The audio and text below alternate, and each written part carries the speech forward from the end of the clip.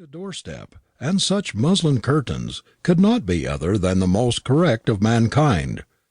For if there is any external evidence by which a dissolute life or an ill regulated mind will infallibly betray itself, that evidence is to be found in the yellowness and limpness of muslin window curtains.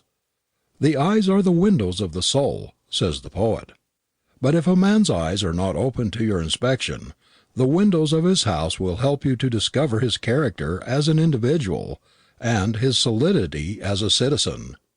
At least such was the opinion cherished in Fitzgeorge Street, Russell Square.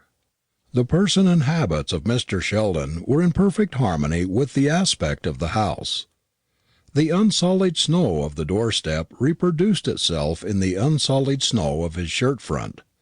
The brilliancy of the brass plate was reflected in the glittering brightness of his gold studs.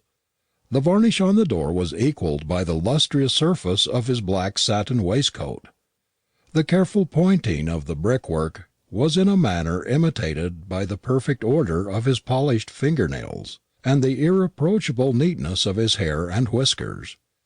No dentist or medical practitioner of any denomination had inhabited the house in Fitzgeorge Street before the coming of Philip Sheldon. The house had been unoccupied for upwards of a year, and was in the last stage of shabbiness and decay, when the bills disappeared all at once from the windows, and busy painters and bricklayers set their ladders against the dingy brickwork. Mr. Sheldon took the house on a long lease, and spent £200 or £300 in the embellishment of it. Upon the completion of all repairs and decorations, 2 great waggon loads of furniture, distinguished by that old-fashioned clumsiness which is eminently suggestive of respectability, arrived from the Euston Square terminus, while a young man of meditative aspect might have been seen on his knees, now in one empty chamber, anon in another, performing some species of indoor surveying, with a 3-foot rule, a loose little oblong memorandum book, and the merest stump of a square lead pencil. This was an emissary from the carpet warehouse, and before nightfall it was known to more than one habitant in Fitzgeorge Street that the stranger was going to lay down new carpets.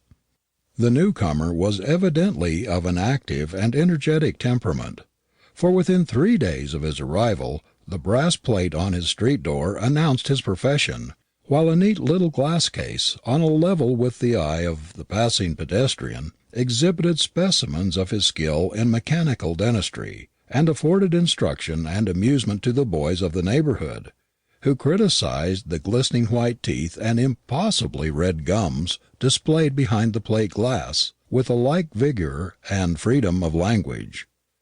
Nor did Mr. Sheldon's announcement of his profession confine itself to the brass plate and the glass case.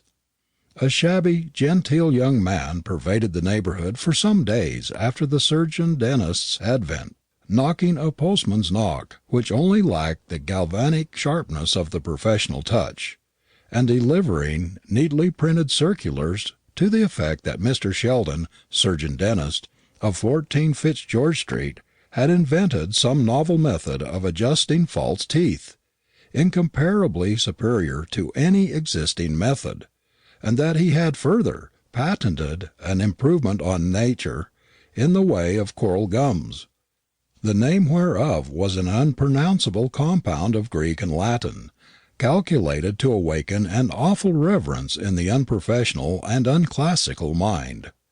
The Fitzgeorgians shook their heads with prophetic solemnity as they read these circulars.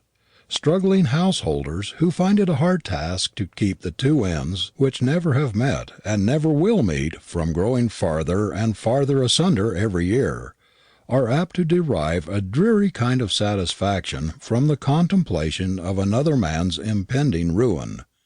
Fitzgeorge Street and its neighbourhood had existed without the services of a dentist, but it was very doubtful that a dentist would be able to exist on the custom to be obtained in Fitzgeorge Street.